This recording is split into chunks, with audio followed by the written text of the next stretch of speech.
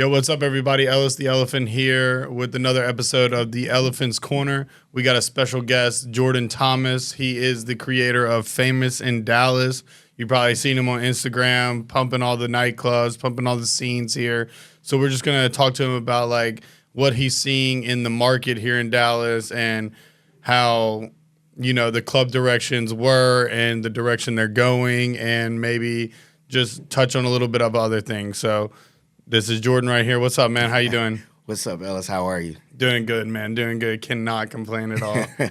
Man, I love that. Thank you for having me, man. Like this is dope. You know, I've done a couple podcasts before. Yeah. A lot of it's been kind of like live streamed. Okay. So this is like to be in person, kind of sitting across from someone. This is my first time. So this is pretty dope. It's a different feel, huh? It's more almost intimate, and, you know, connections are easier than on the screen, because I did a lot of stuff on the screen. Yeah. Due to crypto and all that, because everybody's international, and, you know, you never really got like that feel of bouncing the energy off of each other and really carrying the conversation. Right. You know, and there's always that delay online. You know, I did a podcast with Law Nation. It was a draft day podcast, so that was a bit different. You know, kind of talking about like who they're going to pick, you know, what was the best kind of route for the Dallas Cowboys and things like that. And so that was unique, being able to sit there I was with Zeke's father, Ezekiel Elliott. Yeah. So, yeah, you know, like the concept of Famous in Dallas has kind of put me in places that I wasn't expecting, especially in such like a quick time frame.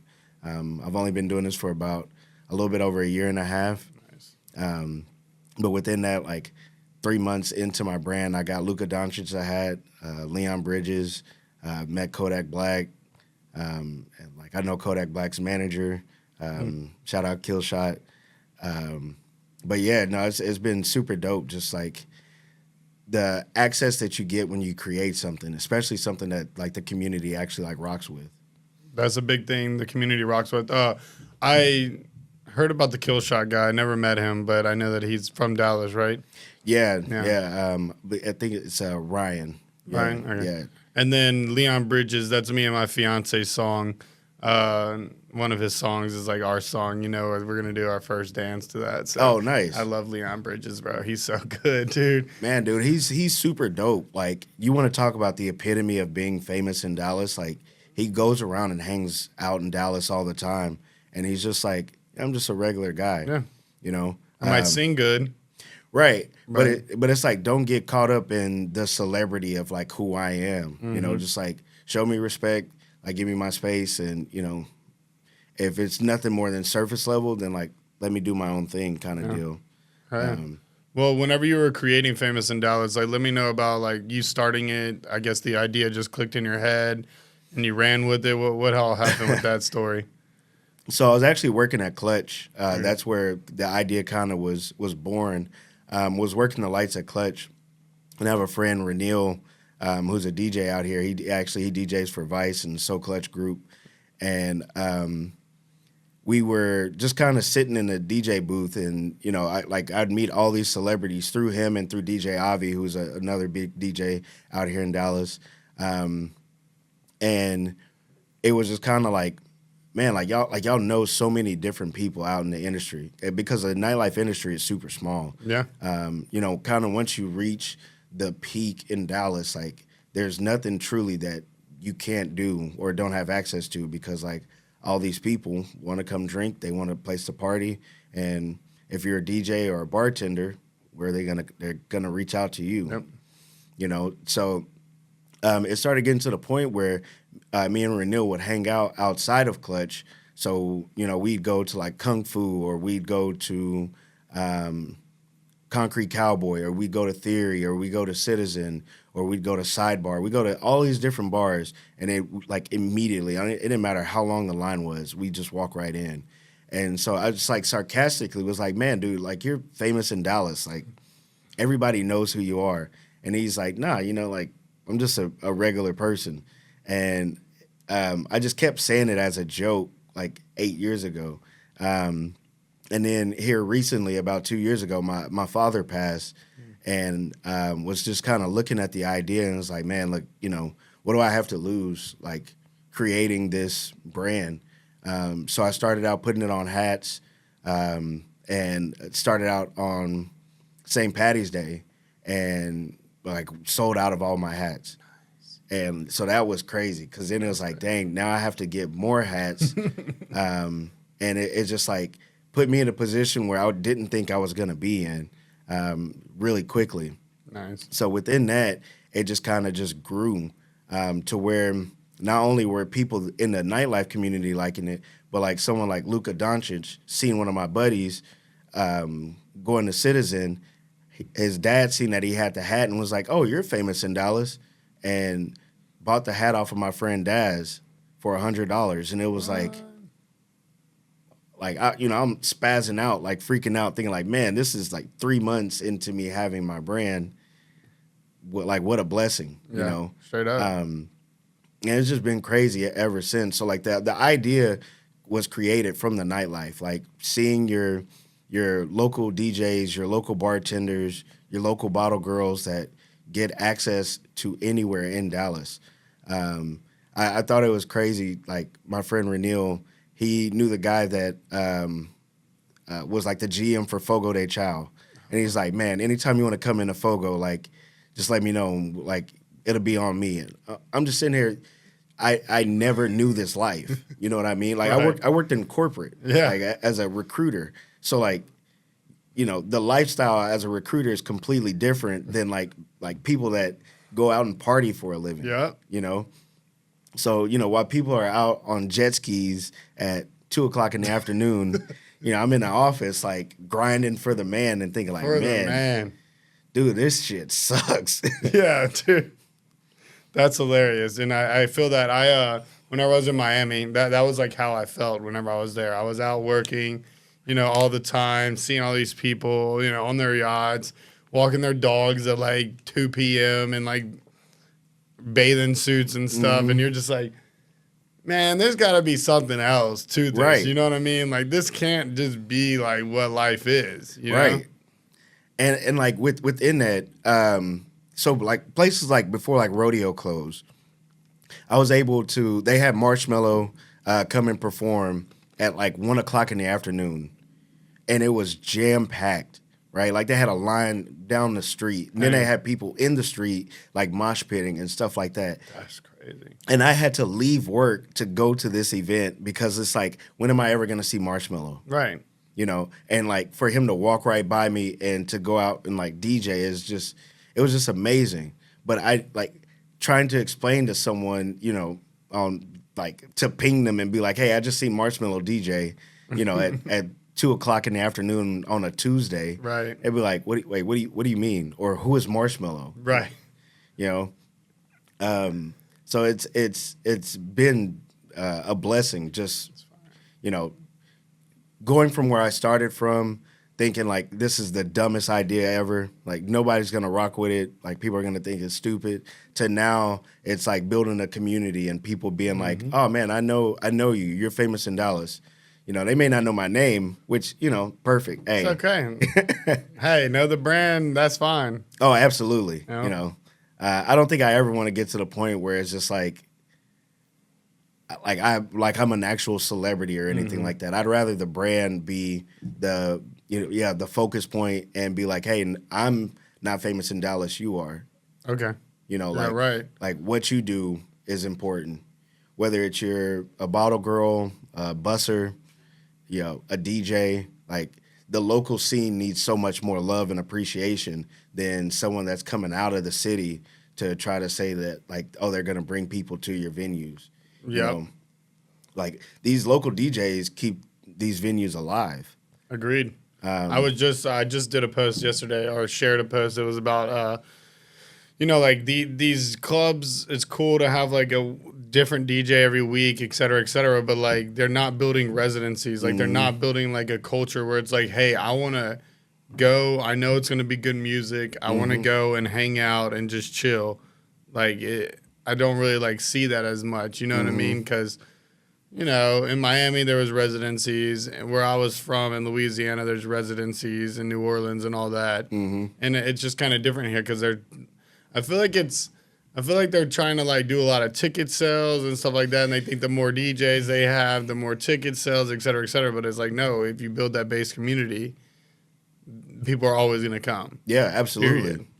And like, in my opinion, I see that with like Sunset Sessions, because like Sunset Sessions been doing the same thing for years now, and like they built a community, and everybody knows that on Sundays it's like, hey, we go to Sunset Sessions. Yep.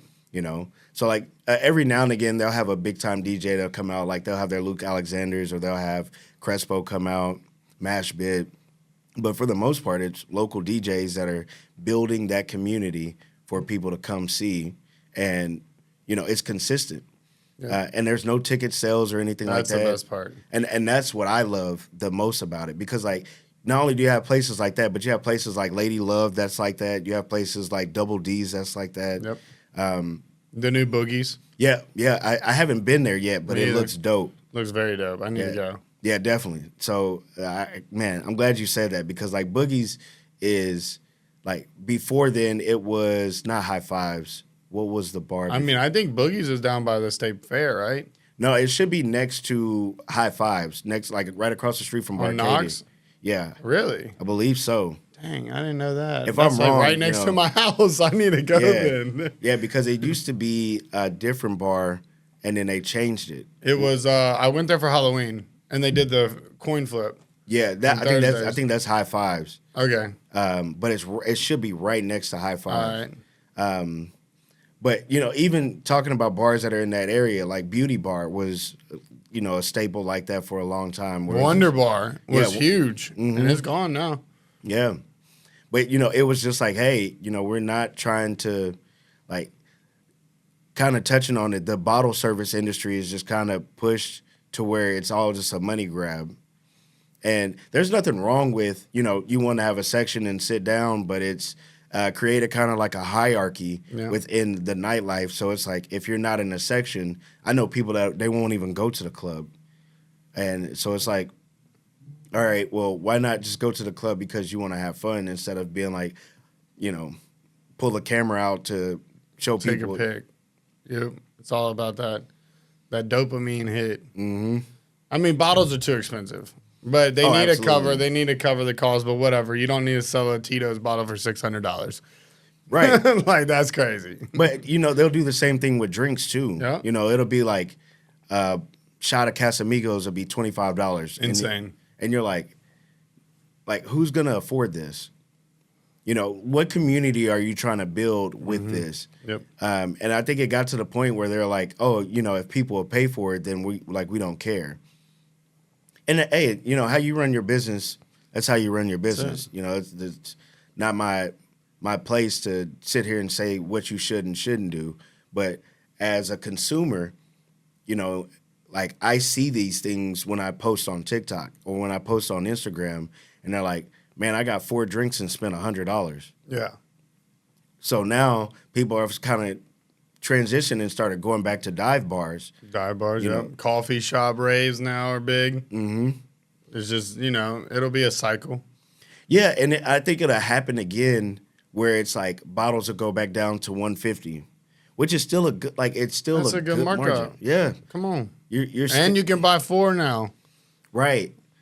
So now you're looking at it where instead of making the bottle prices double or triple like what they actually cost, now you're getting it back to where it's like, hey, I can spend $150 and I don't have to think about like 10 of my friends putting in, you know, $20. Right. Like, I know that sounds dumb, but if you're not trying to go out and break the bank, like, why not look at it like that, to be like, okay, we can, you know, put our money together and $50 a piece. Now we got a bottle in the club and we don't have to go to the bar. And you can still have that bar aspect where it's like, hey, like, you can go to the bar and go get drinks, but, you know, paying $15 to $20 for one drink, you're like, that ain't it. Like, dude, I might as well go home pregame and then go out to the club. Right. That's why I think pre-gaming got so big whenever I was in college, because people were like, yeah, we can buy a bottle, we can get smashed, and then go and, you know, get a beer and just chill all night. Yeah. losing money. Like, the clubs and bars are losing money in that aspect because I would go out and buy 10 drinks if I hadn't pre-gamed. But I think within that, with the internet, it created kind of like a false narrative about that because, like, I went to Red River not too long ago, and they're still packed. Oh, dude, that place is crazy. And it's an 18 and up club. Yep. So, like, 18 and up, they're still raking in tons of money. They're still having a line, like, around the corner. Like, they're not reinventing the wheel or anything like that. They're just saying, like, hey, we're going to keep our drink prices at a reasonable price, and, you come drink if you're 21 and up. And if you're not, then, You'll come back tomorrow. Yeah. Yep. Then, okay, so you talked about, I've only been in Dallas for about 4 years, so you talked about some clubs that I didn't experience that were already closed whenever I got here, like Clutch and all these other ones that are on the McKinney area. Let me know, what's the difference from then and now whenever it comes to the clubs that we have now and then those kind of, I would assume, smaller, more intimate kind of clubs? So that's what they were in the beginning. Like your Citizens, you could fit maybe 150 people in there, and it'd be jam packed. Same with Clutch or like Sidebar. Clubs kind of started out with like, if you can get in, you can get in. If you can't, like, we truly don't care. And then those clubs kind of looked at it and was like, all right, like, there's a space for us to make like more money if we just have a bigger venue. So, that kind of just took over the nightlife industry where, like, you look at like Greenlight. Greenlight is massive. Huge. 4 different bars in there. Yeah, but they space it out really well. Yep. So they have like a main club room, and then they have kind of like a little sidebar, but you don't feel like you're in much of dead space or anywhere. So they did a really good job on constructing that building and making it where there's a space for everyone. But like being at Clutch in 2016, it was ridiculous. Like the lines for Clutch to Concrete Cowboy would mesh into each other because like McKinney was like Uptown was the place to be, man. Like it was ridiculous. And it wouldn't just be Clutch and Concrete. Like it would be every bar that's on that street. The Blackbriar or something like that. I think they're still there. I believe so. Yeah. On the corner. Mm-hmm. But like places like Theory would be packed out. Before, I believe it was Avenue. And it would just be crazy getting into those places and seeing the energy and stuff like that. And then it just kind of slowly started dwindling down because in my opinion, I just felt like it was the bottle service culture where it was like, and then not only that, Bottle Blonde came in and was absurd. Bottle Blonde was like a hurricane. Dude, it was crazy. Took it all. Dude, like Bottle Blonde was a standalone in Deep Ellum on Good Lattimore at that time. Yeah. So there was no other bars or anything over there. And now you see there's Johnny Carbone's Sporting, Citizen, Friends Only, Cash Cow, Vice Park, Greenlight. Right. So Komodo right there. Mm-hmm. And then they had Lanetta, Paparazzi. Like they have all these different bars and clubs that are over there. But before then, it was just Bottle Blonde, and that's crazy. Bottle Blonde was nuts. Like, I remember walking in because it was their 1-year anniversary, and this was before like Famous in Dallas or anything like that. And I had to use one of my friends to be like, "Hey, man, like even though I know who's DJing, like I have to walk in with you. Yeah. Otherwise, you're just gonna be standing outside the entire time." And their lines were, 2 hours. So you get there at 11, you be waiting in line till 1. That's crazy. And they just took over the nightlife, man. Like that's crazy. That's a long line. Me personally, I ain't waiting in that line. There ain't no way. There ain't no way. Yeah. I mean, it makes sense though because it's like it's supply and demand. Mm-hmm. So if you don't want to wait in line, then pay the bouncer, $20, $40, or if it's super crazy, you might have to slide them $100. But I think within that capitalistic mindset, like a lot of people got tired of that. And then the bars started kind of getting oversaturated, where it's like now you can go to Skellig, you can go to Hendy's on Henderson, which is a great bar. You can go to PM Lounge. You can go to, different areas. Like you can go to Regine's. You can go to all these different places. Regine's, very cool. Oh, yeah. Love that place. That's literally a 2-minute walk from my house. We go all the time. That place is dope. But it's a different atmosphere Yeah, it is. than you going to like a Vice Park or a Greenlight or going to like a Scarlet or Sweet Bar, or even like if you want to go further in Deep Ellum, you want to go to like Off the Cuff. Like there's all these different areas that you can hit, but if people don't know about them, they're going to stay with the places that they see online. Dallas is massive, man. Huge. Like the fact that 100,000 people could be out on a weekend and they could be all within the same area, but it's all spread out. It's crazy. I was just talking to somebody, or I was having lunch with my uncle today. Fort Worth just passed up Austin. Oh, wow. For most population in Texas. Dang. Ooh, the city, like the DFW Metroplex. Yeah, now it's Houston, Dallas, and Fort Worth for the top 3 cities. Insane, bro. That's another market that like I'm interested in as far as for doing like the famous in Fort Worth, because people have talked to me about it. Yeah. It's just kind of getting out there and like understanding the city, because it's a different vibe. Like Dallas is known for being pretentious. I say Dallas is Guido's, Fort Worth is Cowboys. Yeah. That's how I look at it. Stockyards just passed San Antonio's boardwalk. Oh, dang. And most visited attraction in Texas, too. Fort Worth's about to go crazy, I think. It's about to be crazy over there. But it's a whole different vibe.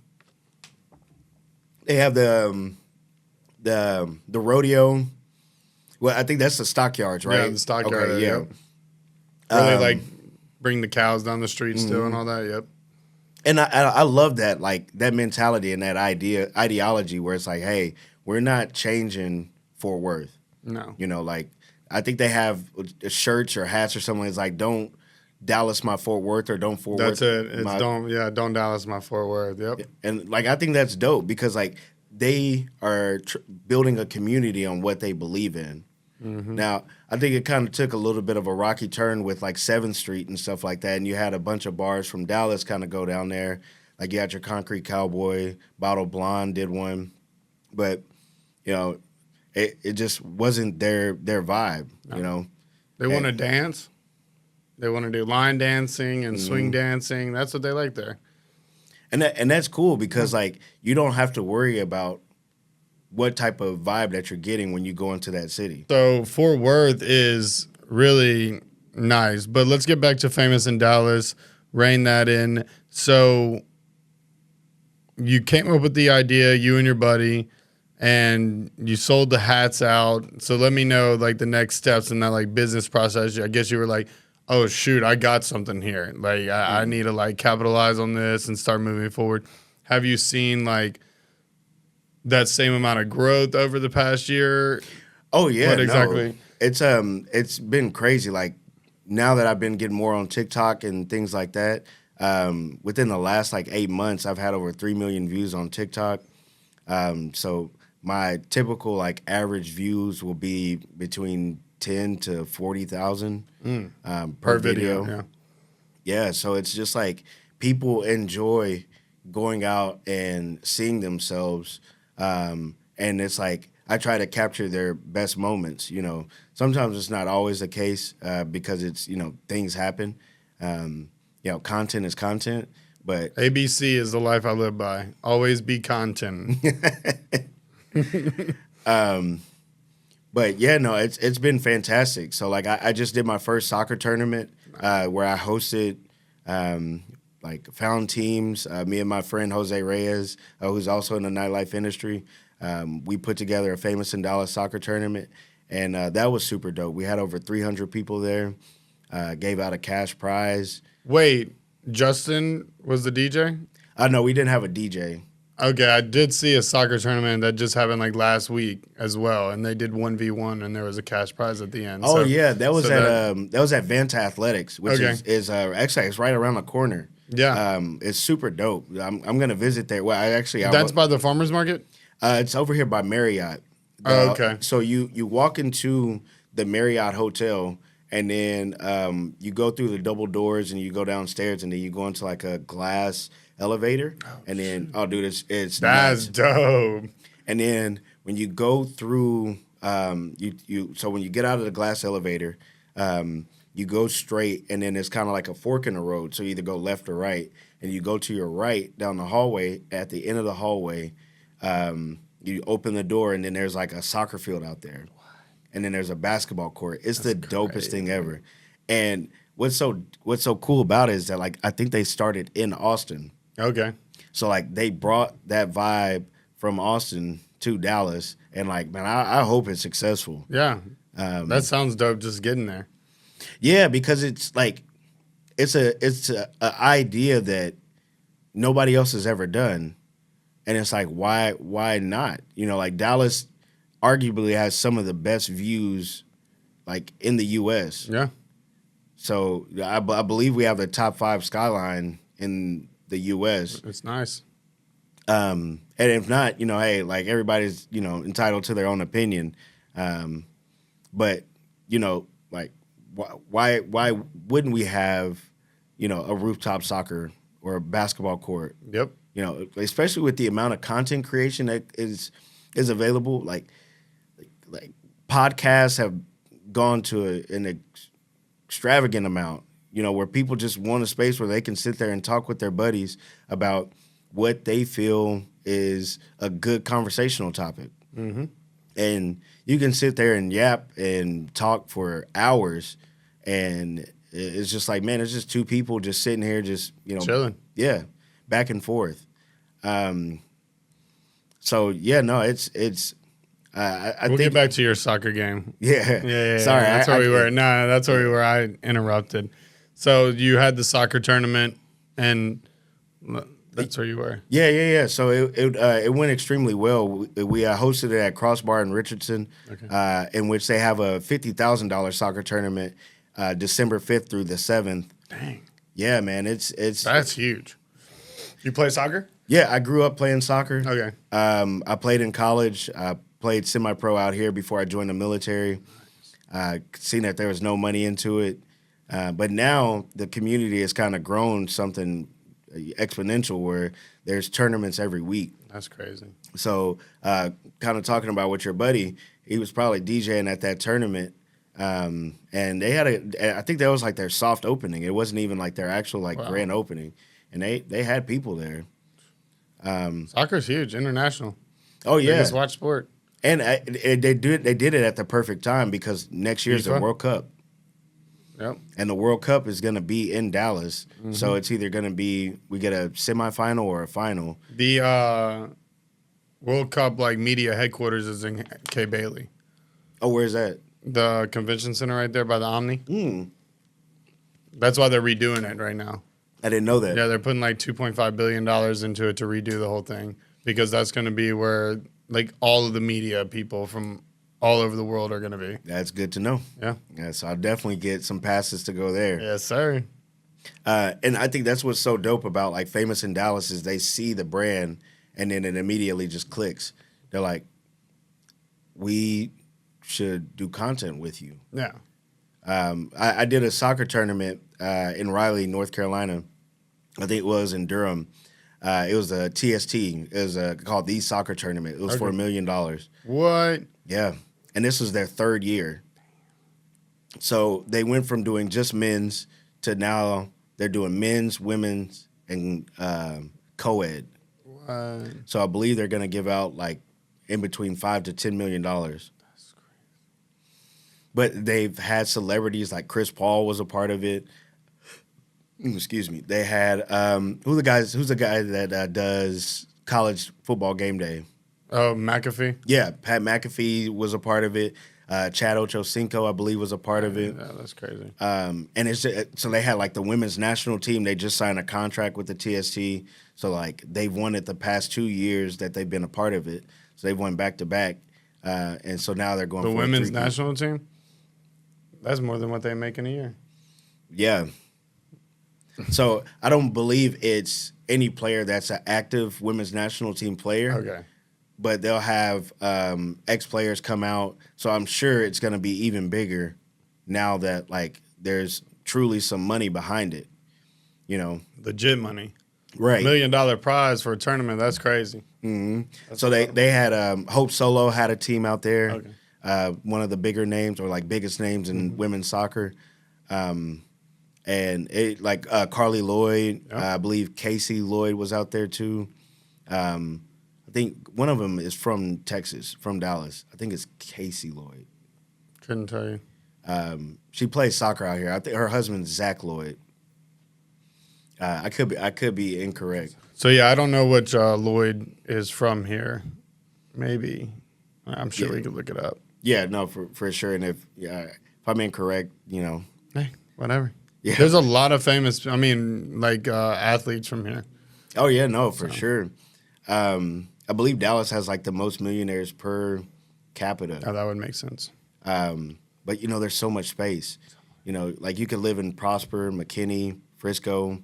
You can live in Dallas, Yep. Fort Worth, Arlington, Anywhere. Plano, and you're still just really just a hop, skip, jumping away from being in downtown Dallas or even downtown Fort Worth. Yeah, no, it's like, unless there's like crazy traffic, 45 minutes. Yeah, Which isn't bad. That's like Fort Lauderdale to Miami, and I'm sure New York to some little outskirt Jersey town. mm-hmm. But yeah, no, the TSC was super dope. So like with like having my brand kind of talking about the media, I went within like 5 days from being like just a regular person in the stands to being on the field during the finals. So like the semifinals and finals. Yeah. Getting like the media pass, meeting all these different like celebrities like Theo Kicks Balls and Soccer Dave, Mir Khan, who does like the aura where he walks down with like the music. Oh, dude. And he's like this? Yeah, like Love that guy. so because he's in NC State. So Okay. like it, and they had him be a part of a team. I believe it was the Brown Ballers. It was their first time being at TST, and it was just super dope. Just like being able to meet all these different unique people, and it's just because of like my brand and like my networking. That's dope. Yeah. So networking's huge. I assume, like you said, people see the brand. They're like, okay, we need to collab with this guy because it's a great name, famous in Dallas. You said people reached out to you about Famous in Fort Worth. Like, has anybody else like try to want to collab with like Famous in Chicago or anything like that yet, or what? Yeah. So the idea was to do Austin. Okay. Because I have a lot of connections down in Austin. And then not only that, they have a green light down there. So like right now, green light is basically my second home. Okay. It's where I get a lot of my content, green light and Komodo. And then as well, Vice. I'll go to Cash Cow every now and again to get content. But, like being able to like have the opportunity to use a bar that's already established somewhere to where I don't have to work. Get in. Exactly. With Greenlight, they let me do my pop-ups there. Anytime I ask for either like sunset sessions or, for example, like to do a pop-up during Texas OU weekend, and to me, that's super dope. Like they know who I am. They know like I'm not trying to come in and cause any issues or anything like that. Anytime that there's like a DJ that doesn't want anyone up there on the stage, they just pull me aside like, hey, Jordan, just, not tonight. It's all good. Yeah. And I think that's the best thing about like with the people that I meet and interact with in the industry is just having that respect of being like, okay, like, hey, if you're saying not tonight, it's all good. I'll just take video from somewhere else. Right. Easy peasy. And that's the best thing about it. And I think what people are realizing and seeing is that it's free marketing. Yeah.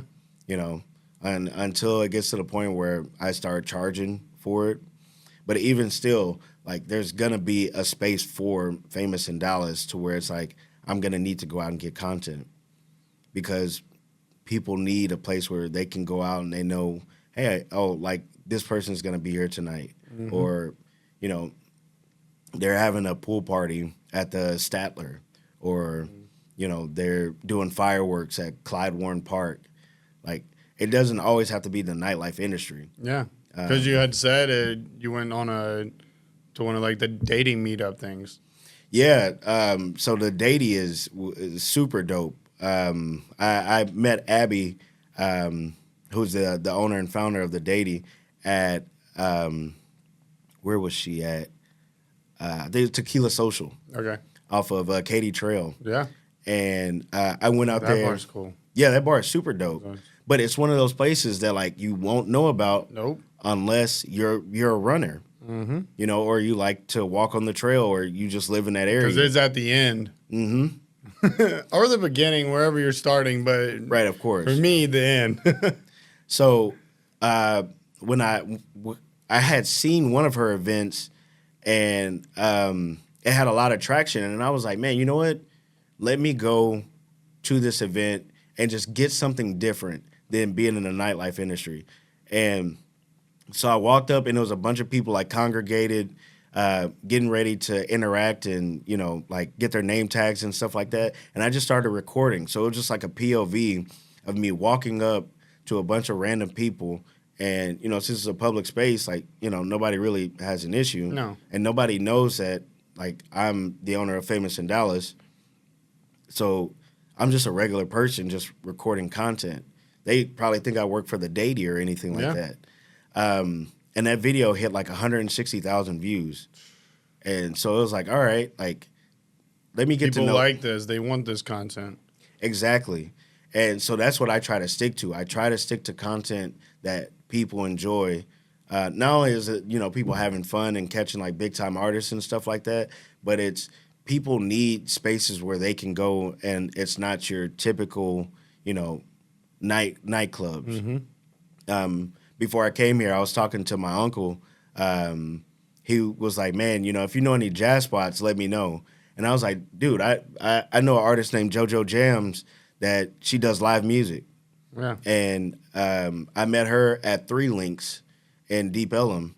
And then because some of the people from Greenlight were there, she started doing events at Greenlight too. And then she just did an event on Halloween at the AT&T like Discovery District. So it's just like, it's beautiful because like Famous in Dallas, not only does it grow, but it gets to watch other people grow as well. So like I got to see the Datey kind of like at its beginning, and then now, you know, they did an event for like the Dallas Mavericks.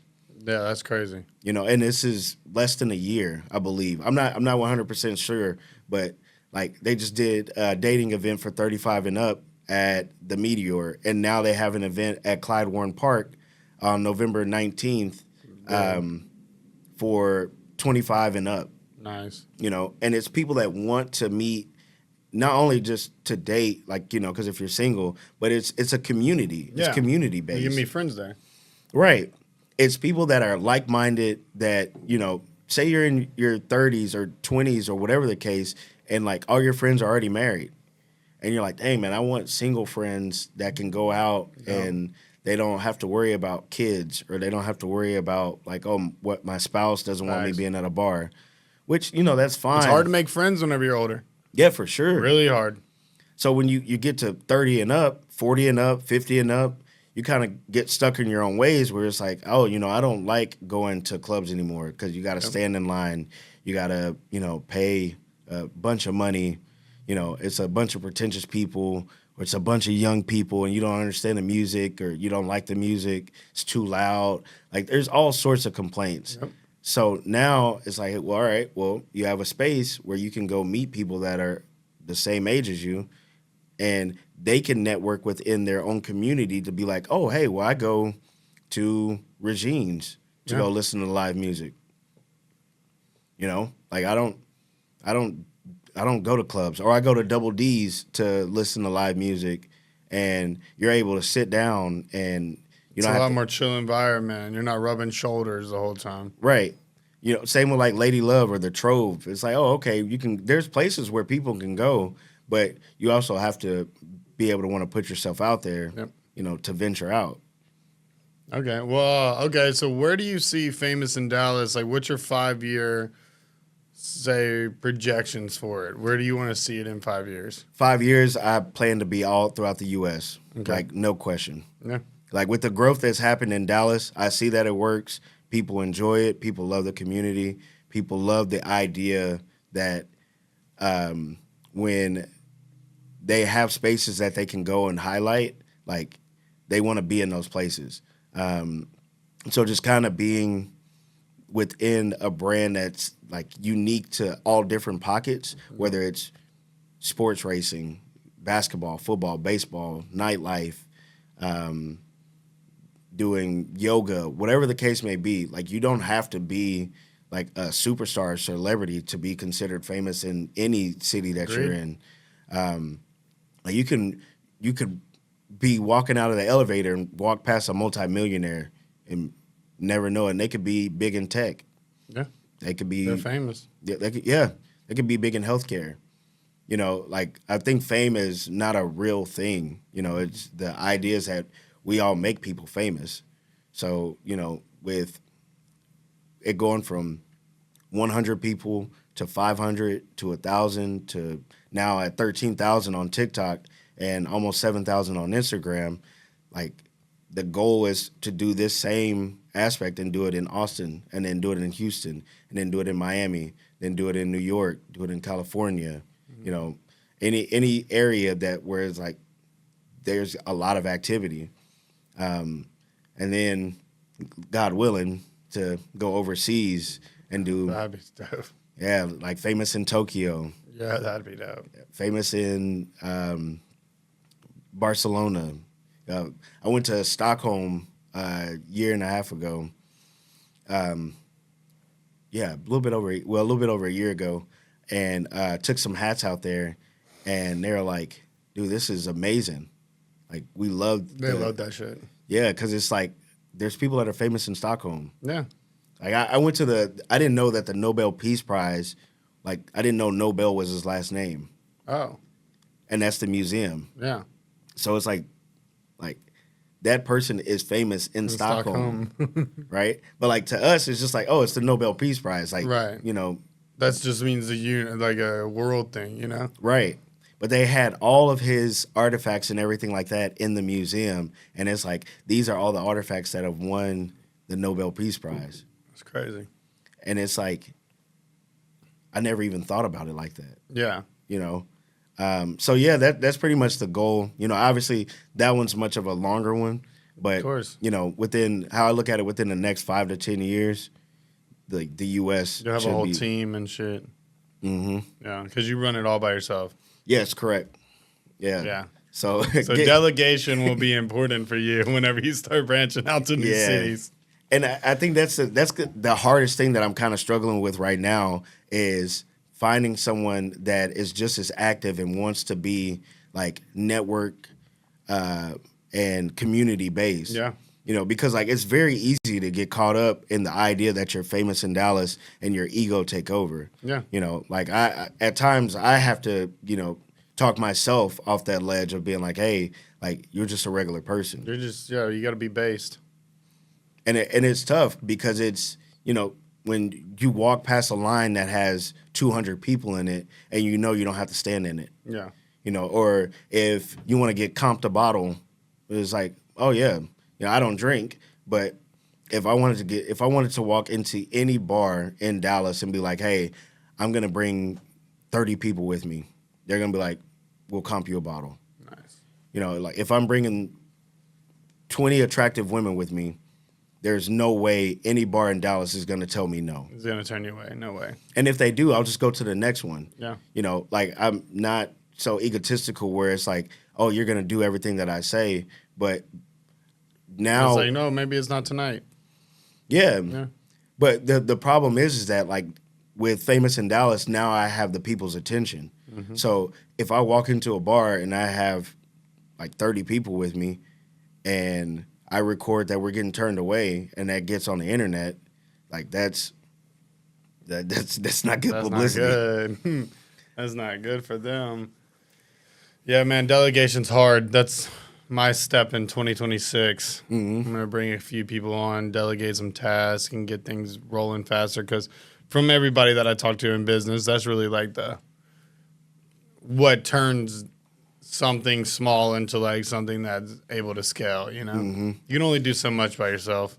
Absolutely. But I think it's hard when it's your baby. Yeah. Oh, yeah. Definitely. You know? So it's like you got to hand someone your baby, and it's like, well, are your hands clean? Yeah. You know, like, because if they're dirty, like.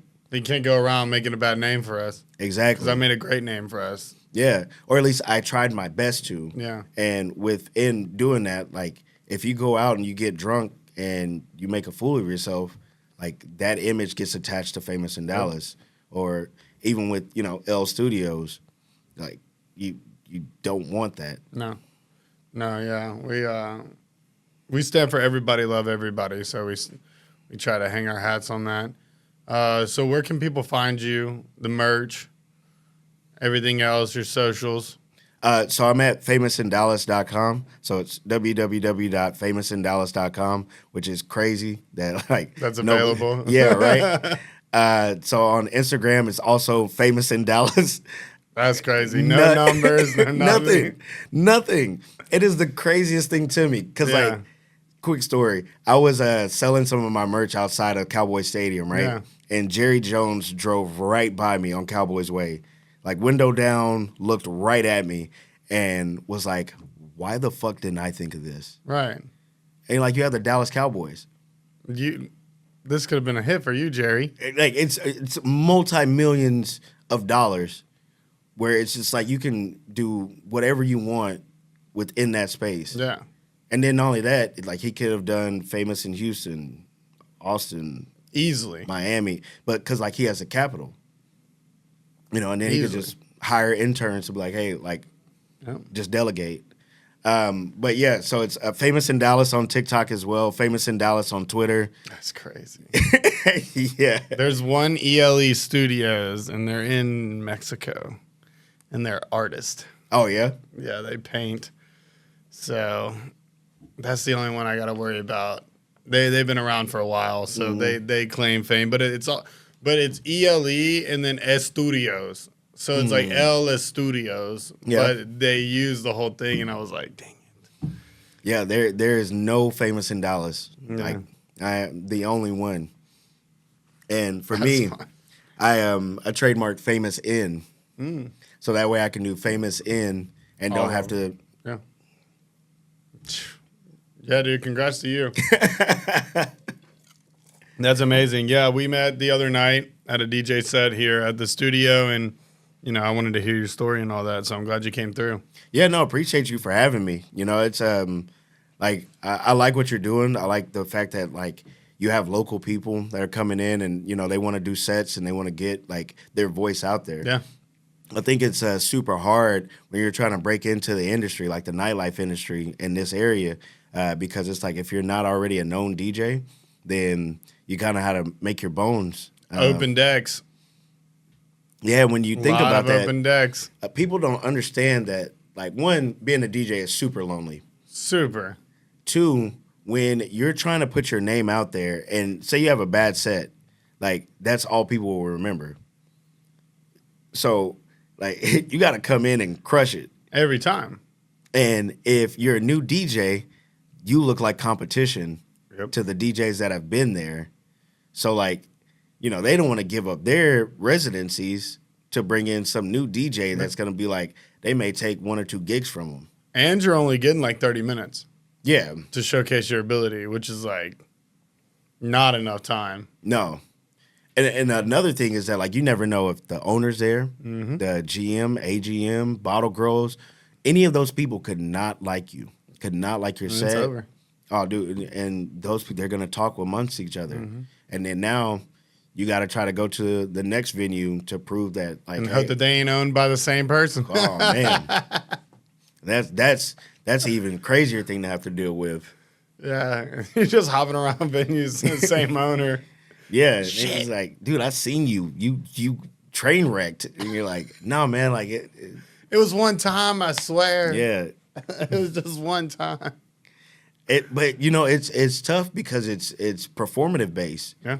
So you know, if you get out there and you don't have current music, or you're not playing, you know, like, or you burn the DJ, like that's a big one, because you got to think, you got 30 minutes. Like, what songs can I play within 2 hours? Just don't go play bangers. Oh man, Just don't go play bangers. And if you're ending your set, end it on a low vibe at the end, so it's easier for the next DJ to build it up. You don't want to leave the crowd here and then the next DJ's coming in here. You got to turn it down a little bit. see, now I think that's such an interesting thing, because like I was talking with my buddy Ari, super dope. He played.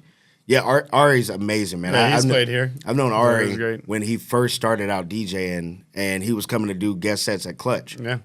Right now, he's doing amazing things with like Select Start. He's got Web Wednesdays going on at Shop Topic. Yep. He's doing Komodo. Like, he'll open at Greenlight. And so we were sitting there talking about, like, what do you think is harder? Do you think it's harder being the opener or the closer? And I think it's a bit of both, because, like, if you're the opener, you can't burn the closer. No. But if you're building that crowd and you create that crowd, how do you keep that energy from being up here when you need to keep it here? Yeah. Right? Because like you said, like, the DJ's going to come in, but they're coming in at midnight. So people have already had a few drinks. And hyped a little bit. Mm-hmm. Yep. So, you know, you play a song that's like really popular right now to end your set, you're like, oh shit, you know. Like, this is what you going to pass me? Right. Like, this is how you going to pass the baton? But it's also, this is your city. This is your, yeah. So if you have a DJ that's coming in from Miami, prime example, like Crespo. Crespo's super dope, right? Yeah. Like, you come in from Miami or from Nashville or whatever the case may be, and you start understanding and like becoming friends with people in the community and the Dallas nightlife scene, and it's like, all right, like, I want to make an impression because like I'm DJing for Crespo, Right. right? But it's like, what type of impression? You know, do you want to be seen as a DJ that like burned the headliner, you know, and then it's gonna be like, hey, I don't want that guy opening for me Ever again. and it's understandable if you're that big time DJ, Yeah. because it's like, I can't, like, it's not that I can't adapt, but it's like if you're playing top 40, like, I'm gonna play top 40 more than That's likely. what I'm going to play. So, like, what are we doing? Find you some oldies but goodies. Mix you in some shit you listen to, and you're like, all right, the club will vibe to this, you know. Yeah, it's a hard transition, because, well, what they were saying whenever I watched the video is that it's like, you know, your set's ending in 20 minutes, you should start winding it down. You should start playing like some songs that are kind of unknown, that are still hype, that people enjoy, and, you know, start bringing it down. That way, after 20 minutes, they're in that vibe. It's an easy transition over for him to bring them back up. Because, I mean, you know, you want to be a roller coaster almost. Of course. You don't want to stay.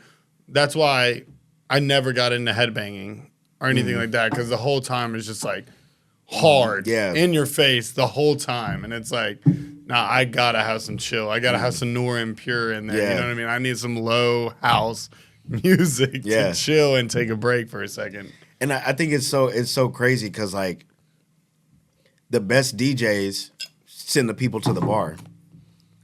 You know, because like that's what the owners care about. Yeah. You know, it's like, all right, like, you brought them up, then you brought them back down, and it was like ebbs and flows. So it's like, okay, there was a massive rush to the bar, and then they came back, and then there was a massive rush to the bar, and then they came back. Like, that's what they want to see. That's it. You know, and then what I've seen a lot with like these, you know, mainstream DJs or like bigger DJs is that they have a lull in between the next set. So like when they're changing, you know, because obviously sometimes they do intros. So it's like, hey, like if it's like Mashbit or something like that, and he's coming in, it's like, well, Mashbit is a big deal. You know, he's got like 200 and something thousand followers on IG. Yeah. So we want to make this a big deal for him. We want to make him feel like a superstar. Exactly. You know, so it's like, all right, well, let's do an introduction for him, and then, you know, like make this whole display about like who you are. You know, and if I'm playing a banger, like, and then it's all right, we'll cut the music and then play your intro. What's up, everybody? They were like, all right, like turn around and go to the bar. Yeah, because in every world, somebody's not gonna know who you are. So they're gonna be at that venue and be like who is this person? Yeah. Like even though they're big, it's still gonna be someone that's gonna be like, all right, like I'm gonna go get a drink while they're doing whatever they're doing, whatever and then this is, yeah. you know once the music kicks back on, I'll be back. Right. Shoot. Well, man, it was great talking to you. I had an awesome time. Shoot. Yeah, we're ELE Studios. We have merch as well. We got bucket hats, cups, shirts, sweatshirts, more stuff in the making. Everybody love everybody's saying on the back. Yeah, check us out on Instagram and all the other platforms. Famous in Dallas here. Man. Anybody can be famous in Dallas, okay? All you got to do is Absolutely. buy a hat and catch the vibe. Yeah. And now That's it. people think that you're somebody. Yeah. I mean, this guy gave a hat to Luca, and all of y'all love Luca here. So if you're wearing the same hat as Luca, then, you know, you're pretty much famous. So you should go buy a hat at www.famousindallas.com. Man, I appreciate it. Yeah, .com. .com. That's it. It's crazy, right? That's insane. I had to double check. Yeah. But yeah, man, enjoyed it. This has been the Elephant's Corner. Tune in next time. See you.